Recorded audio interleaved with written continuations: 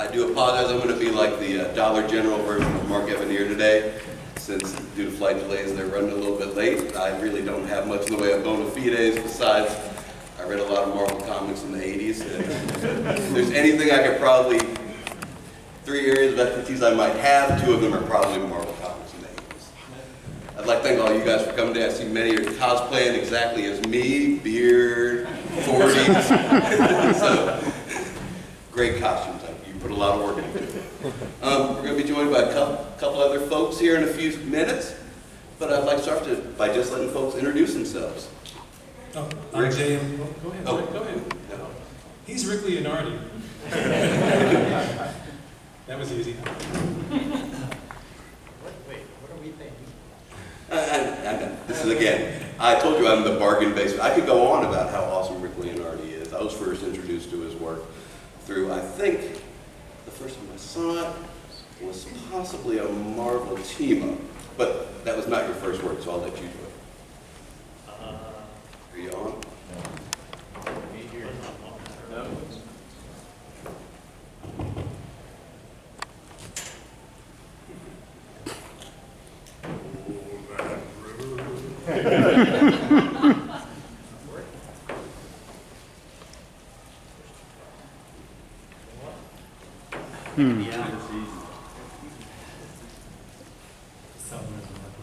I think that one. This whole stuff. Better get mine? Yeah, no, my first work was 4303, which was published, I think, in spring of 1980. So I exactly bracket this, or I begin the same time as the decade that we're talking about starts. I'm hired in January of 1980. I'm James DeMatteis. When did I start? I started actually at DC in the very late 70s, back in the days when you broke in writing for the anthology books, Weird War Tales, House of Mystery, and all those things. And then Jim Shooter brought me to Marvel in 1980, so this is perfect. And one of the things I think about in Marvel in the 80s is definitely almost a renaissance of Marvel comics. Certainly the 60s were defined by, obviously, Stan Lee, Steve Ditko, Jack Kirby, and my favorite, Don Heck, which I know is by no means the popular favorite. But all those folks that started with the company and worked throughout the 60s, joined later, of course, by Roy Thomas and Neil Adams. The 70s saw a lot of great creators as well. Again, what are my favorites? The ones I first encountered with kind of wonder and awe, on that sunny day in 1982 that ruined my life, and that if I hadn't probably run into, I'd probably be a doctor, astrophysicist.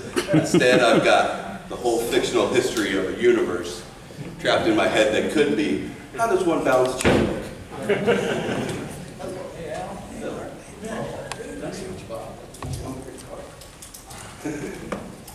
Hello, everybody. Sorry we're late. Are we one short? You're like wizards. You're never late. You arrive exactly when you need. Okay. I didn't even know I was on a panel, to be honest. The nice lady came down and said, you're on a panel at 2, and I said, I did not. But here I am. I'm Alan Milgram, Oh, hello, I'm Pat Broder. Ed Broderick, and Bob Hall's down. Bob Hall, I can speak for myself. I was just letting folks introduce themselves, mostly because of, honestly, my fear of some of the pronunciation of names that I haven't been able to pronounce at all in about 30 years. It's a great fear. I think it is DeMatteis. That's right. Oh, it is. I was so scared. Because you used to say demand, that's right. Yeah, we did. So Al was one of my first editors at Marvel in 1980. And yet he persisted. In fact, Al linked one of my first jobs at Marvel. Is that true? Come back. Oh, yeah? Well, maybe. Okay. People come up to me, at the show, and they say, could you sign this? And I go, did I work on that? And they go, oh yeah, you worked on it. The best was the guy came by and said, did you work on Spider-Man 255? I said, no, some.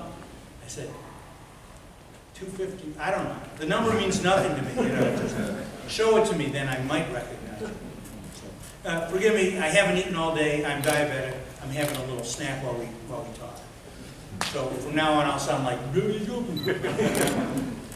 I think the first question I really wanted to ask, and one of the things I loved about the comics was it really took place in that mythical kind of Camelot-like land of New York City in the 1980s, where a kid from North Carolina didn't really have much of an understanding of, an appreciation of, you know, my dreams were to go buy some nunchucks in Times Square. I never, unfortunately, got to do it until I got there in 1999, and there was a Disney store. Too late. It was way too late.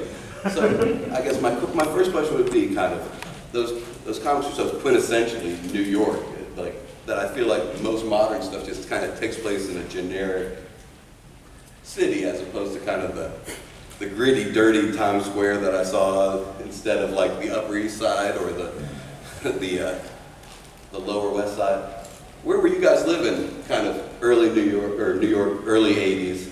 I know that right before the panel, Rick was saying that he had to move into driving distance of the city to start working for Marvel.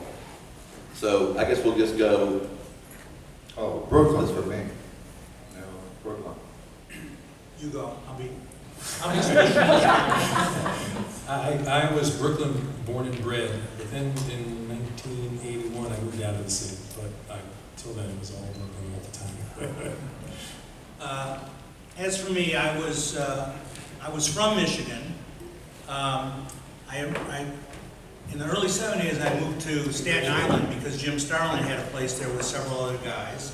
There were a lot of roommate situations because we were breaking into the business and had no money. We lived there briefly, and then I moved in with Elliot Magan, who was writing Superman at the time, and that was in Queens. And Now, did they invite you, or did you just move in? it was night. Hotel. I had a couple small bags. He opened the door and I slipped by him. No, we had met at the office. We liked each other. We were friendly. So he said, "Oh, I can use a roommate," you know. So, and then he got a girlfriend and he moved out. And then I got Walt Simonson to move in, and then he got a girlfriend and moved out. And then I was making enough money that I could afford to, no. I had a girlfriend, but she was back in Michigan. So,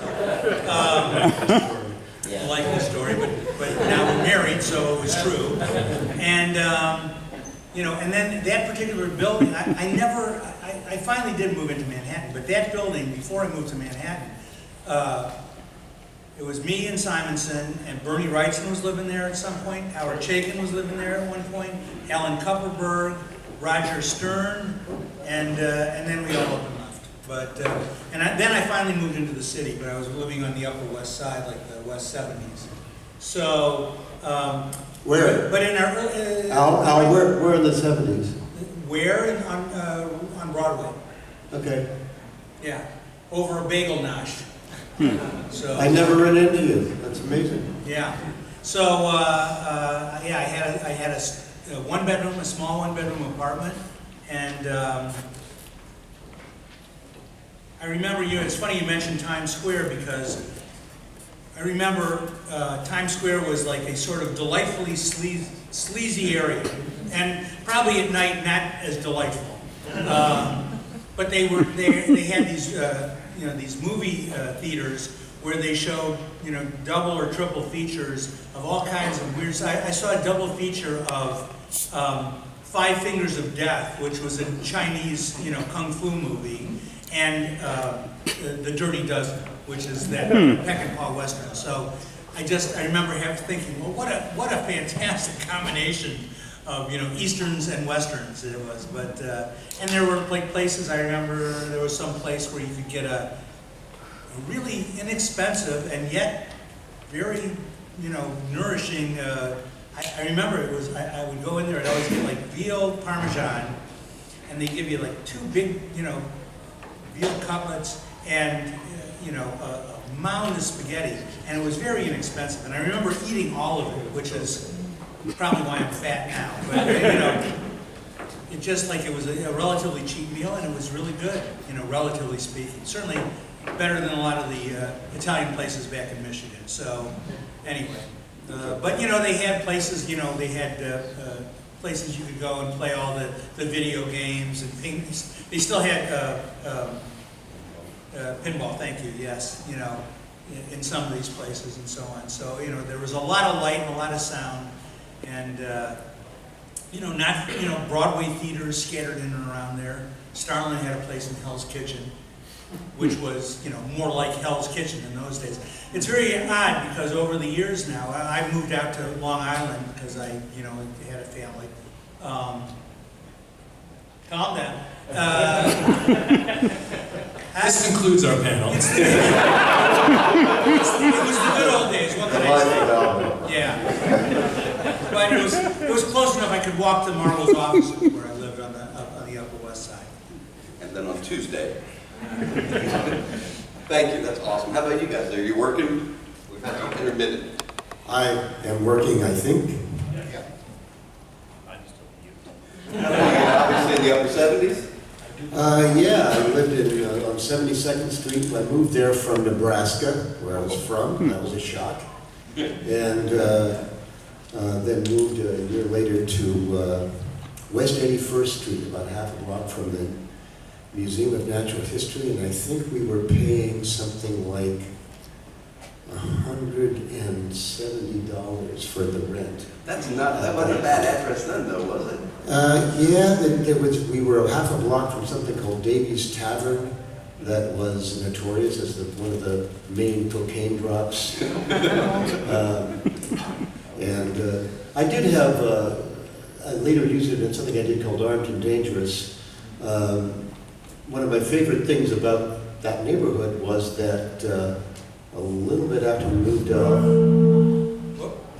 moved in, there was an article in the New York Post that a severed head had been found in the dryer of a laundromat that we frequented. And for weeks I kept reading the New York Post to find out. Any follow-up? Never mentioned it again. And so years later, I did this series called Armed and Dangerous that was about New York and the Westies, which were the Irish gang in Hell's Kitchen. And my first story was how that severed head got into that door. More importantly, did they wash it first? A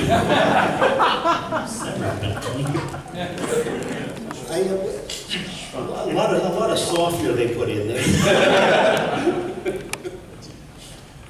Well, my contact with New York was much briefer than that. I came down out of New England in 1980, interviewed successfully with Jim Shooter, but one of the very few conditions that he put on my employment was that, at least for the first job or two, that I should be within easy commuting distance of New York, which meant renting an attic room in Montclair, New Jersey, coming across on a PATH train 2 or 3 times a week, where I would essentially sit on his knee and he would go through the page or two that I'd done in that 2-day interval. And we go through panel by panel and he'd tell me what I'd done wrong and what was promising. And you know, send me out with fresh instructions. And then after a couple of issues working on in that way, I went back up north.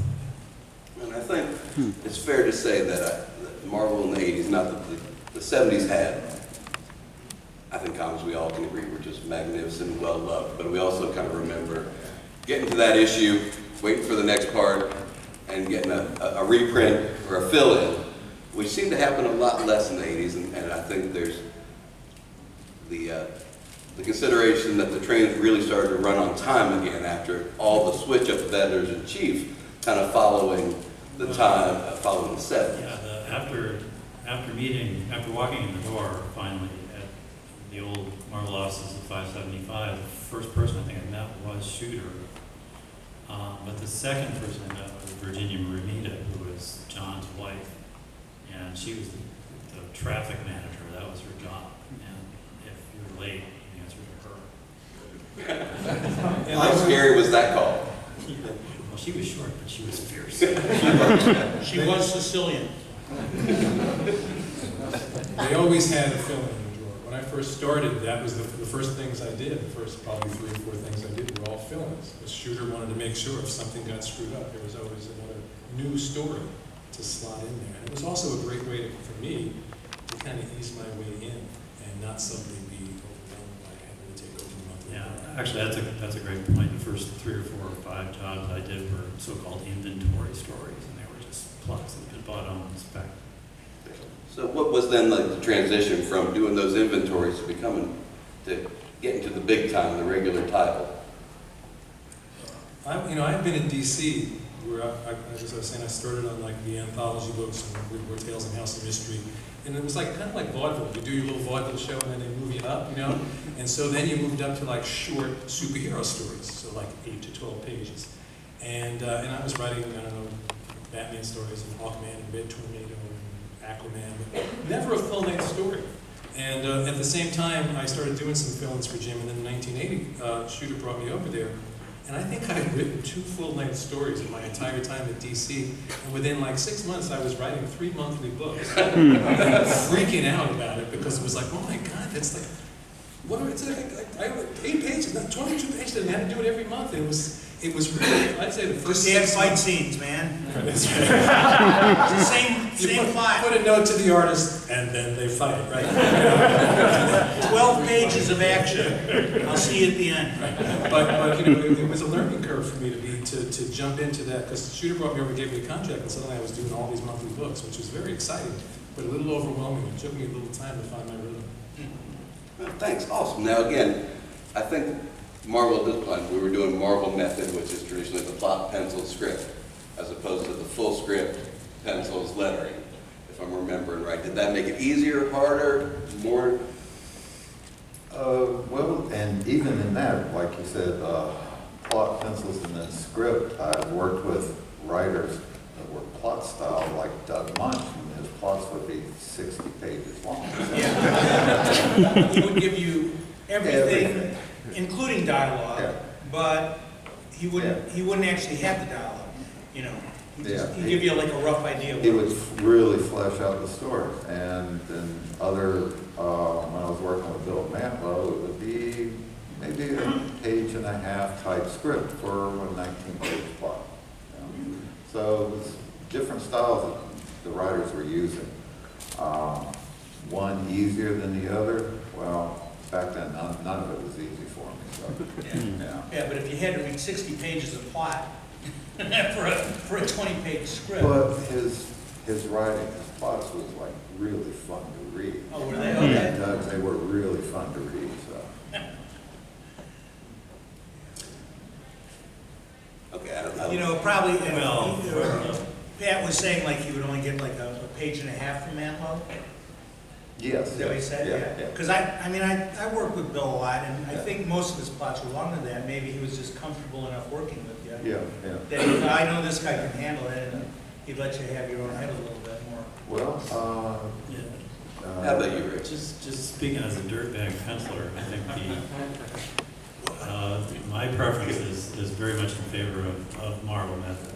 I think looser plots with much more scant indications of panel-by-panel breakdown, shot selection, and stuff like that. The more of that stuff is left up to the penciler, I think the more successful the effort. A lot of writers, I think that they can write visually, but I think. And some of us actually can. But I've been in situations where a full script kind of guy will write you into a corner where you're 5 or 6 panels in, a couple pages in, and realize there was something that we should have covered 2 pages back. Action, reaction, and a song all in one. Well, Pat was just saying, by the way, that he got so comfortable working with Jerry Conway. They were doing Firestorm after I dropped the ball. No, it just didn't make it. But he said they discuss it over the phone. He'd take notes, and then he wouldn't get a red plot at all. Did he clear it with the editor in any way? Or was he editing it? He wasn't. Lynn was editing it. Okay. Okay, but it didn't start that way. It was just like, I'd say about after the 8th issue, it just became that. And also, Jerry was doing a lot of work also, so Oh, he yeah. felt comfortable enough and he could move on to the other project. Right. Yeah. Well, it's sort of like what Stan used to do in the early days of Marvel when they didn't have enough talent to do all the books. So he would just keep the plate spinning. He'd tell Jack Kirby, Jack, Dr. Doom, Fantastic Four. Jack would be, okay, Stan, fine. But then he'd have to probably write more of a plot for Gene Colan or whoever was working on whatever that week, and Steve Ditko would come in and do a Spider-Man, or he'd an issue of the Hulk or whatever, just to help out. All those guys. Kirby was strictly penciling, but Ayers was penciling stuff and inking stuff. Ditko was mostly penciling and inking his own stuff, but occasionally would ink other people or be inked by other people. Don Heck, same deal. So that's whoever came in the office, whatever they needed next was what would get handed out. And you guys have flashback to Marvel in the 60s and the Marvel in the 80s panel. So I do really appreciate it. Well, listen, it was all built on the same foundation. And the thing to listen out for, Yeah. Bleed over. Yeah. the thing to listen out for as Al is speaking is the comings and goings, the physical comings and goings of the personnel. People would come to the office like weekly or more often than not. And they would, they get topped up by their editor, or they get the next job, or they get some input or something like that. And then FedEx came along, and everybody scattered to the winds. Yeah, you just had to live in New York when we started. Yeah. I actually took a job as an editor, which I didn't want to do really. But in that first wave of sub-editors that Shooter instituted to get the books back on time. And I was one of the people they asked to do it. And he said, "Do you want to be an editor?" I said, "No." And he thought I was negotiating. So he finally offered me enough money that I said, "Yes, but I'll do it for 6 months because I just don't like working in an office terribly." But I realized it was one of the best things I ever did in my career because you got to meet all these people coming in and out of that office that normally I would never meet. A lot of my idols in comic books, some of them I never met. But being there, I got to meet, Frank Giacoia and Marie Severin and all the people that worked in the bullpen. And so that was one of the best things about being at Marvel. And then we would all gather to watch certain pages come in, like John Buscema's, and you'd gasp at the front of them, and then you turn them over to see what he'd drawn on the back, which was always exciting, and it was great. And definitely leads into one of the questions I had, which was, I assume all you guys grew up as fans, and kind of that.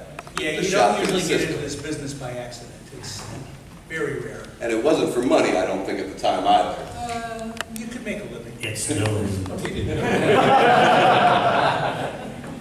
I mean, I in my imagination, and I have to admit, so much of it has lived in my imagination, that it was, I think, tighter than maybe it would later become. I think it got to be more lucrative later on, I would think, especially after you guys became well-established. Royalties came in a few years into the 80s, wasn't it? It was in the early 80s when royalties kicked in, I believe. And that made a huge difference in us making a living. Yeah. Huge difference. Yeah, well, because that's when I left staff, because I realized I could make more Yeah. freelancing than I could as an editor.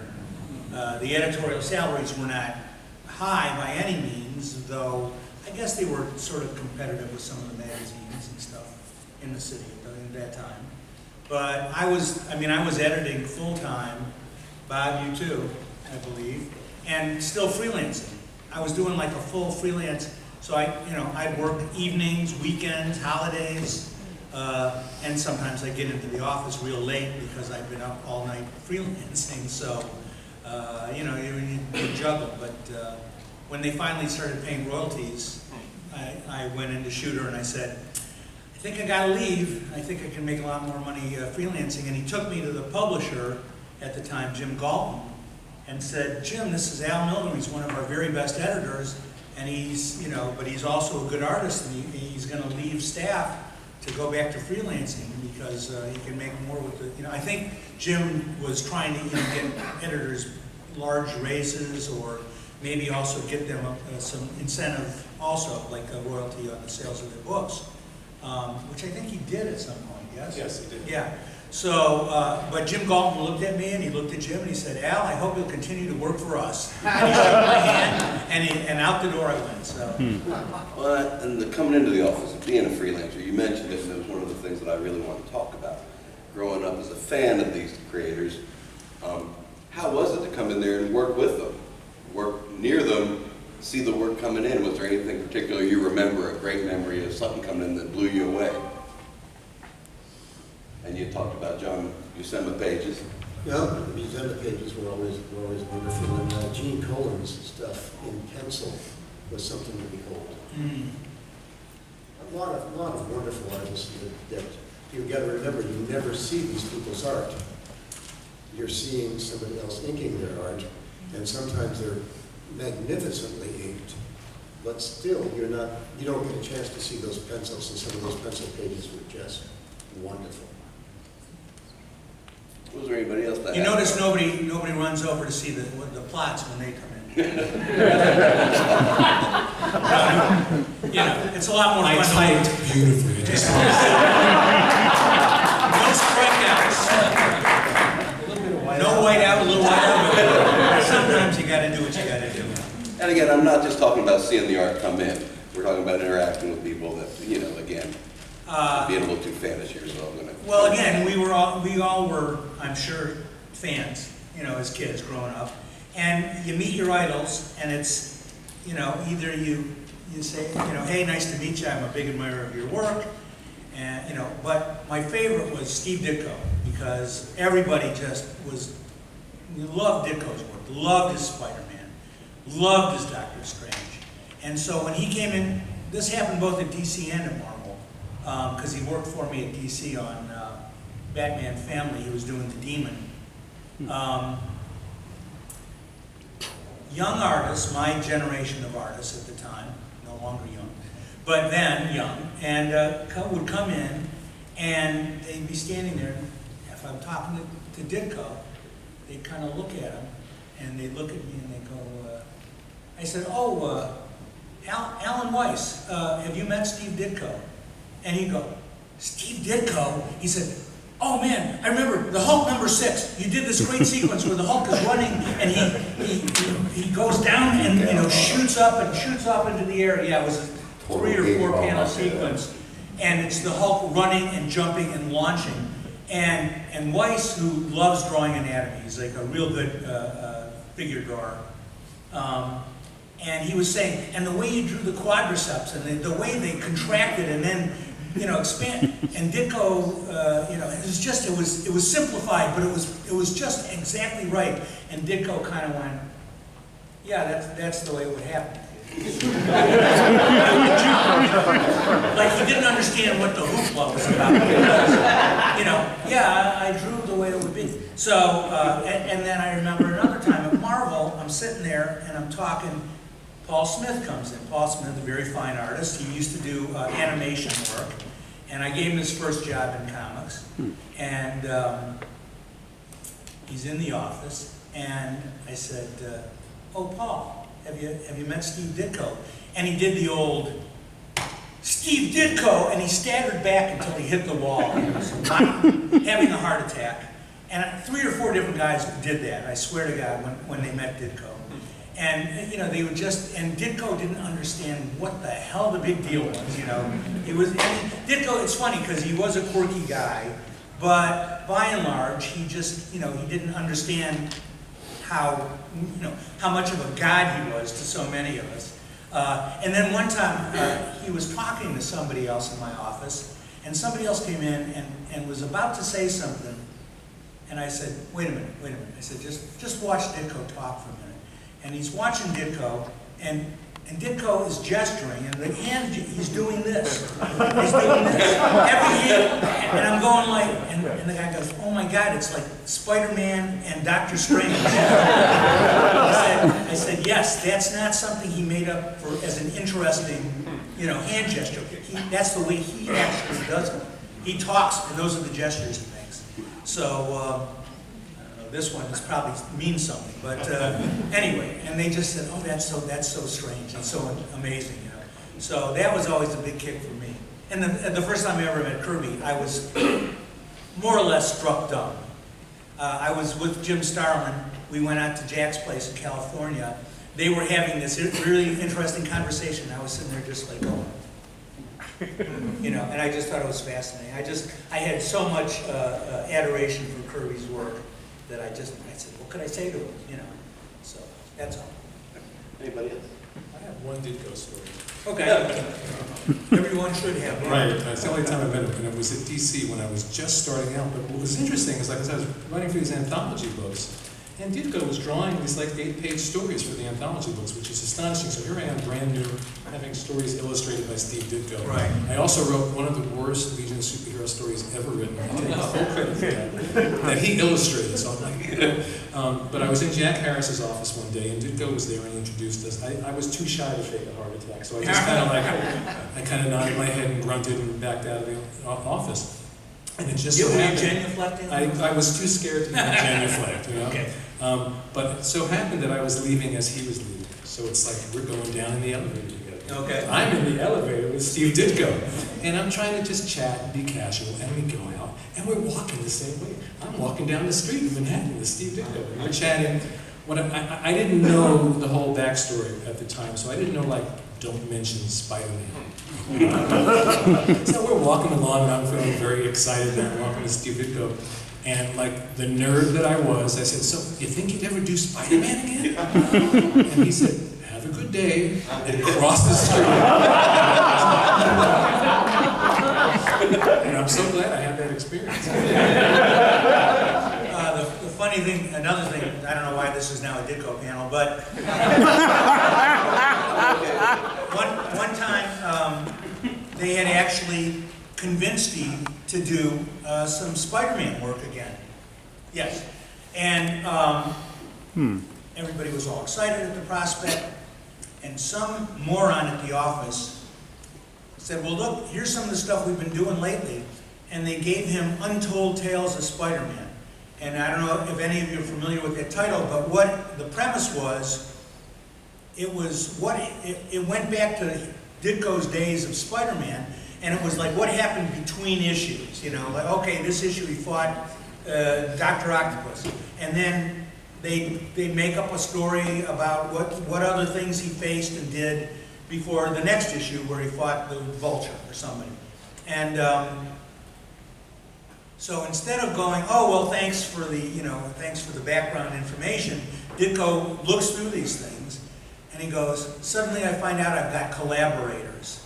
You know, and he didn't like the fact that they had, you know, used his issues as springboards for these other story ideas that took place at the same period, and then he decided he wasn't going to do Spider-Man again afterwards. So if they had not given him those issues to look at, maybe he'd have done another run of Spider-Man, who knows? Maybe he'd have found another reason not to. Which moron was that? Actually, don't know.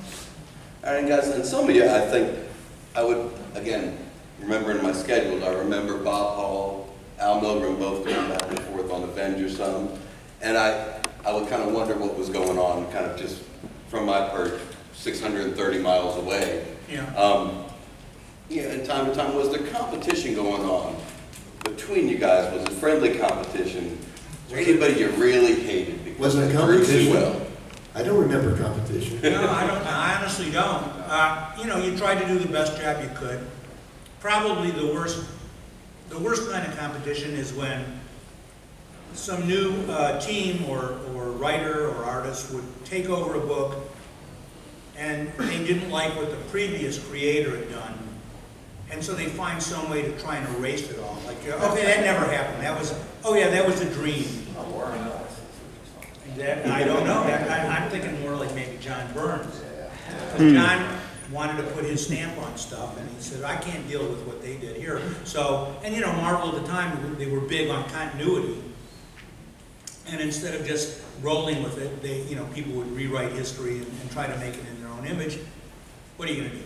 But you know, in that way there was competition. I don't think the editors were competing I against each other, remember except that- maybe for talent. I remember kind of being envious of Al though, because he was good and fast enough to do group books. And when you talk about the Avengers, I had one curse going into Marvel, which was John Buscema. And that's because I took John's class, the class that he taught for 1 year. Actually, he did it for 2 years. I took the first year. And it was the basis for how to draw comics the Marvel way. And at the end of the class, I took the class, and at the end of the class, I think John wanted somebody to get a job at Marvel out of this class, and he got me the job, and that's how I got a job at Marvel.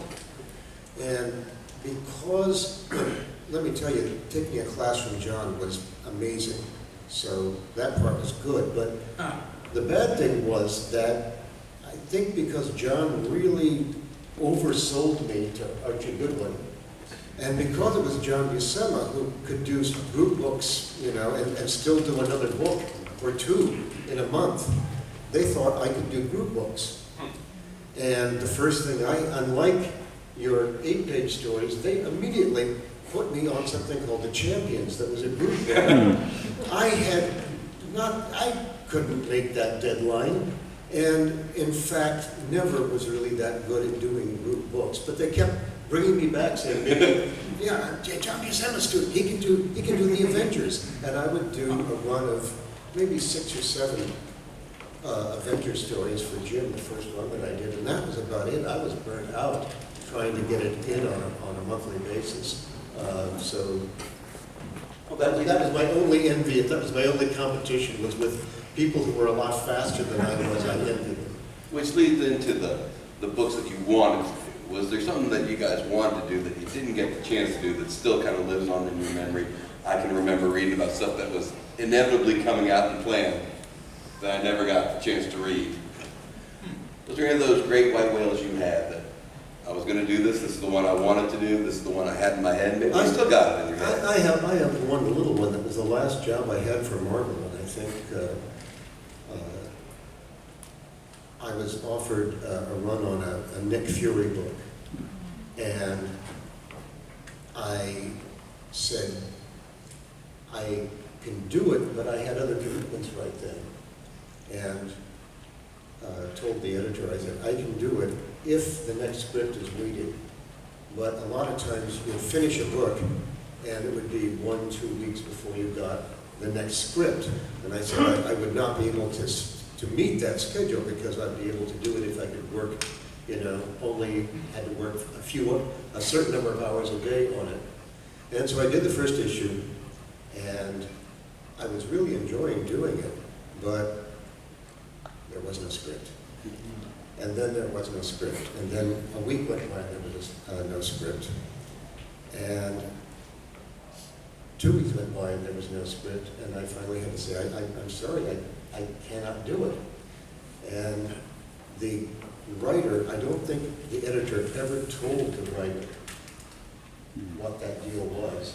And that writer went on to become the editor-in-chief of Marvel. And I found that I was no longer getting jobs from Marvel after that point. So. Ouch. Okay, cool. Anybody else? Well, I don't want to hog it, but Why stop now? sorry. Anybody else got a story? No dead coach. I mean, I didn't know that this time. But if Ditko had done it, so. I worked on so much stuff. I wanted to work on everything. Yeah, if anybody else ever got a job at Marvel, I felt hurt. Why didn't they ask me to do it? I was doing too much anyway, obviously. But when I took on the West Coast Avengers, Bob preceded me. He did a miniseries on that book, and it was very well received. So they said, let's do a book, ongoing book. And I was there saying, why didn't they get me to do it? The writer couldn't have gotten you the stuff fast. I was doing the Squadron Supreme at that time. I'm sorry, the what? I was doing Squadron Supreme at that point. Otherwise, it would have been me and not you. I know that. Yeah. But I said, oh, you know, and they got Englehart to write it, and we had worked together on Captain Marvel. Anyway, I said, all right, let's do this. Oh, and I'd been doing the Avengers, but they replaced me with some hack named John Buscema. And so much better. Anyway, so I said, oh, you know what, I said, this is the one. I had a lot of books where I worked for a year or 2 years, or they were, you know, canceled. You know, the Guardians of the Galaxy, they're a big deal now. When I did it, they ran 9 issues, you know, and that was it. And when I co-created Firestorm with Conway, that ran 5 issues, and that was canceled. I said, I want to do a long-running series, so let's do it. My goal was to surpass Kirby's record on the Fantastic Four, which was 106 or 8 issues, something like that, I think. I don't remember. And we're cruising along, and we hit an issue, and Steve Englehart had the nerve to decide he was going on vacation. And so at the office, Grunwald was the editor, he says, so we're just going to, you know, do a fill-in issue, Al. We'll get a whole other group. And I said, no, I'm trying to have an unbroken string, Mark, please, you know. And he said, well, I don't know, you know, what to do. Probably we were getting late on the book anyway, so he probably figured this would be a way to catch up a little. I said, well, what if I write an issue and pencil it also, so I can keep my string alive? And he said, all right, you know, sure. He was agreeable. And so I did. I plotted and drew and scripted a one-shot story. And then Steve was back from his vacation, and we continued. Then actually they took the book away from me so John Byrne could do it when he came back from DC. So my foiled again, yes, foiled again. But that was one of the few things that I really had my heart set on that I didn't get to attain. I don't think the book ran over 100 issues anyway, so it didn't really matter. All right, guys, we're getting near the end. I want to thank you so much, especially for my first panel. You guys have made it amazingly easy to get shows. You guys are the real talent, so I appreciate you putting up with me today. And again, like I said, I'm Mark Evanier. But I kind of wanted to finish up with just talking about kind of your guys' work in Marvel in the 80s. I think it was Micronauts, Captain Marvel. I may be missing something. Again, I was running around the great work there. Any stories, memories, anything that you can kind of talk about that time, and maybe why you betrayed Marvel and went to work for DC at that point? It broke my heart. Betrayed. Don't do it. Well, I was invited to leave Marvel, okay? In such a way that I was told I would never have room for advancement at Marvel. So I informed everybody that I had to switch over, and I was asked to remain on the book. A certain editor that I love dearly would run interference for me, and I told him, I said, you can't. It'd be impossible to do this. I won't put you in that position. So I went to DC and I worked on that editor's character as sort of not to the editor, but it's like, you know, I had a good run at Marvel at that time, so I have a good run at DC. You did. You know, and my glass. And I appreciate it. My glass is always half full. That's the way I look at it. So. You know, as freelancers, the operative word is free. Yeah. And I learned early on. I thought it was Lancers. Yeah, well, I was an editor. I had to use that. I learned early on that you can't be loyal to a company. You have to be loyal to the people that you work with. You're loyal to your editor. You're loyal to your artist. Because the company keeps changing. You know, Marvel in the 80s. Well, what's Marvel?